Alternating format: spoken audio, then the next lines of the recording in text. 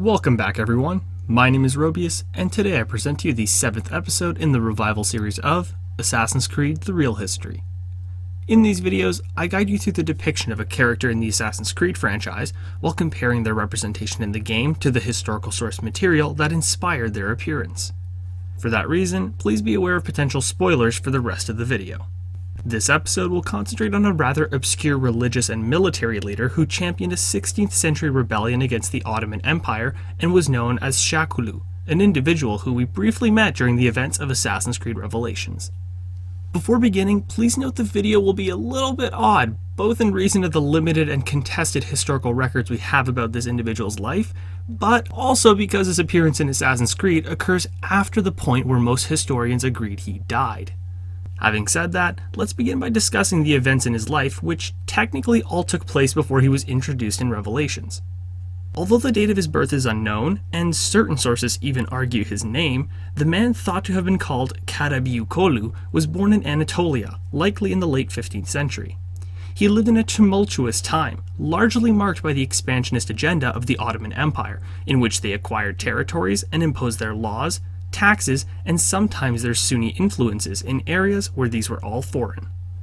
This expansionism was historically opposed by multiple factions, among which stood Ismail I, Shah of Iran and founder of its Safavid dynasty. A follower of Shia Islam and the ruler of his own empire, Ismail had many reasons to oppose Ottoman expansionism, as it came into direct conflict with his plans for extending his own territory. In an attempt to disrupt Ottoman growth in certain regions, the Shah deployed agents to his adversary's dominion, with the goal of recruiting citizens and nomads alike who were dissatisfied with Ottoman rule and sought change. His messengers shared the Shah's words of support, his promises for a more accepting future, and ultimately his call to arms against the Ottomans. It is believed by most sources that Şahkulu was among these new recruits. At that time, he and his father were known as religious figures within their community. Upon joining the movement, he quickly reached a leading position within the ranks of the discontent population and eventually either adopted or was bestowed by his followers the title of Shakulu, which meant the servant of the Shah. In this time, Shakulu became an iconic figure of the rebellion, ascending to the role of their religious and military leader who championed these growing forces under Ismail I's banner. Due to its nature as a rebelling force, it is difficult to state how many men followed Shakulu, although certain sources estimate that he may have possessed a force of anywhere between 2,000 to 20,000 Shiite troops. It is important to understand, however, that for the most part, these were not military-trained soldiers, but rather simply villagers, farmers, herders, and even criminals who took up arms at the opportunity to oust Ottoman rule, which was seen as tyrannical. Most of these volunteers initially came from Turkoman tribes, but the ideological struggle soon spread, and support was gained from around the region. The so-called servant of the Shah is thought to have patiently gathered his forces, waiting for an opportune moment to strike. When the sons of the Ottoman Sultan Bayezid II started an escalating conflict among themselves to determine his successor, the time was right, and Shakulu led his attack. With provincial administrators watching as the princes quarreled for dominance, the Ottoman Empire's attention was concentrated inward on their political structure instead of paying attention to the management of their territory. For that reason, Shakulu is said to have met Ottoman forces on his way to and at the capital of Anatolia, successfully defeating them and building an infamous reputation. His victories inspired others to join his cause, including once conscripted Ottoman troops who deserted, wishing to free their lands from the empire. With bolstered numbers, the servant of the Shah initiated raids and assaults on small villages and convoys, culminating in his capture of Prince Korkut's caravan, from which they stole all the treasure within. Despite sources disagreeing on this matter, many point to the brutal tactics employed by the rebels, which included killing their opposition, plundering conquered territory for resources, and burning down symbols and places of worship which opposed their Shia ideology.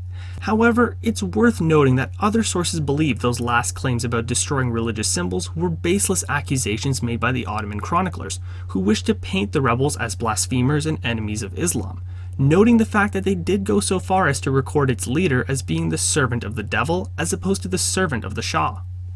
This upstart movement was soon named the Shakulu Rebellion, after its leader, and rapidly became synonymous with quick and vicious attacks that eliminated Ottoman influence from regional villages with the goal of freeing the population. Only after this continuous barrage of attacks did the Ottoman Empire finally acknowledge the rebels as a threat and sent an initial force to subdue them. This delayed response is attributed to both the ongoing struggle between Bayezid II's sons for control and to the structure of the empire at the time, which had many levels of administration causing less efficient communication of these developments. The Ottoman military response was then defeated by Shakulu's men, thus further increasing the reputation and influence of the rebellion. It is estimated by some that this long streak of victories aided in doubling their numbers. Soon after, they were met by another, larger Ottoman army, and although the battle was long and bloody, the rebels were again the victors and successfully captured the opposition's commanding officer. He was thereafter executed before the gates of a fortified city in an unsuccessful attempt to force a surrender.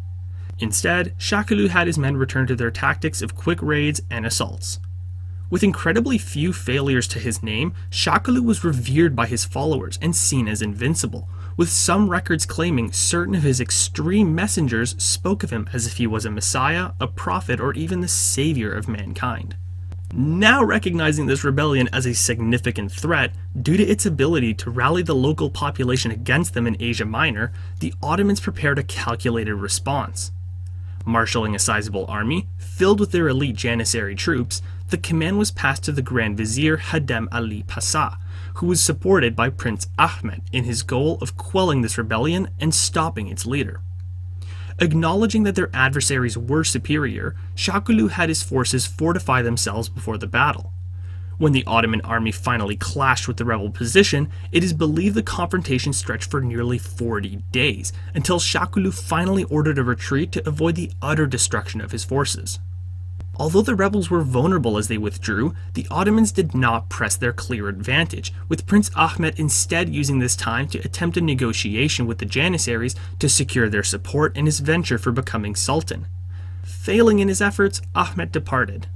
Shakulu successfully fled, but lost many men in the initial battle and more during their retreat. They met a small Ottoman force during their escape, defeated them, and continued to fall back. Unfortunately for the servant of the Shah, the Grand Vizier's forces eventually cornered them, leading to a final battle between their troops in July of 1511. Their armies clashed as the rebel forces, greatly diminished due to the previous conflict, were met by the remaining troops under the Grand Vizier, who did not wish to wait for reinforcements. Although sources disagree on whether the rebels were defeated or if the fight was a draw, it is generally acknowledged that both sides suffered heavy casualties, and that both Shakulu and Ali Pasha were among the dead when the fighting ended. Notwithstanding that, it's worth mentioning that a few sources question whether Shakulu actually died in that battle, despite the general consensus being that he did.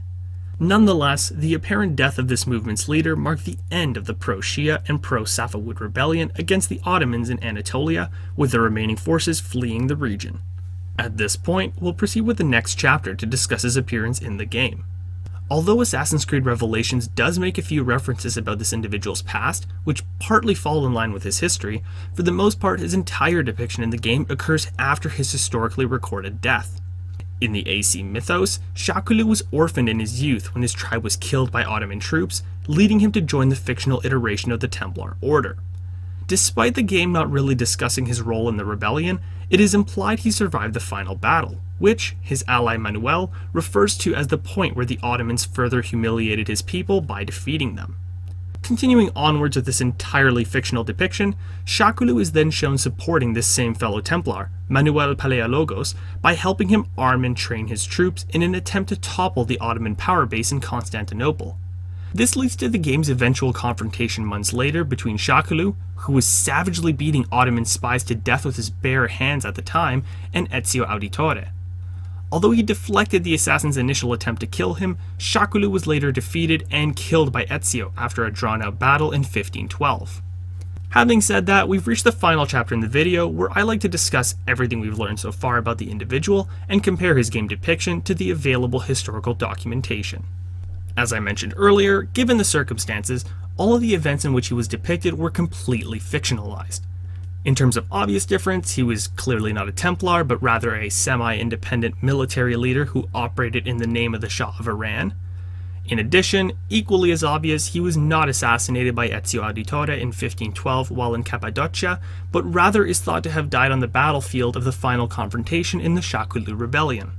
In terms of more subtle differences, Shakulu's reason for hating the Ottomans was not because they orphaned him as a child, as the game mentions, but rather because he felt they oppressed his people when occupying their lands.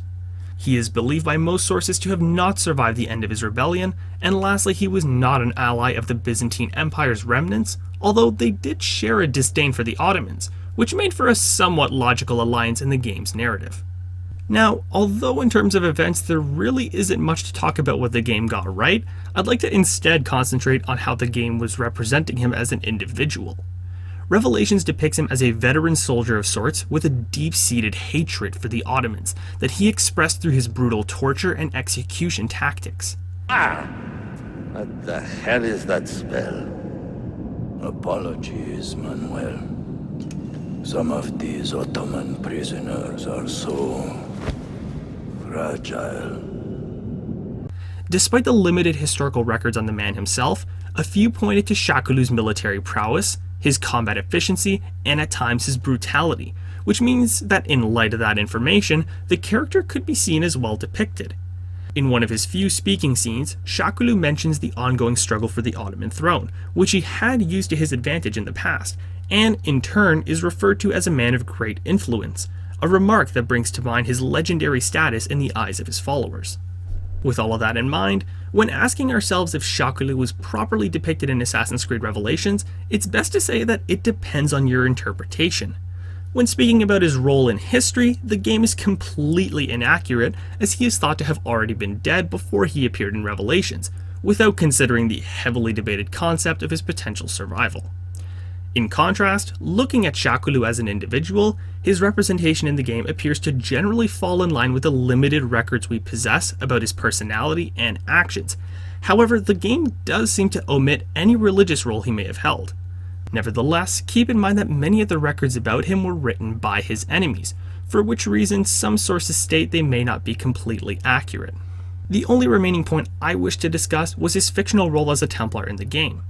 I personally found this interesting since they could have tied it into the historical point where Prince Ahmed decided not to chase his forces when they retreated, since at this point both men should have been Templar allies and opposing ends of the conflict. However, to be fair, I believe the reason the writers chose to omit this historical tidbit was because the actions of the Shakulu rebellion unintentionally weakened Ahmed's claim to the throne and actually helped his brother Selim in taking it for himself in mid-1512, which would have been hard to explain, again, since they were supposed to be allies. Anyways, with that, we have finished this episode of Assassin's Creed: The Real History. If you enjoyed the video, please share this series with your friends. Should you have any requests for a future video topic, feel free to leave it in the comment section. My sources for making this video can be found in the description bar below. Thanks for watching.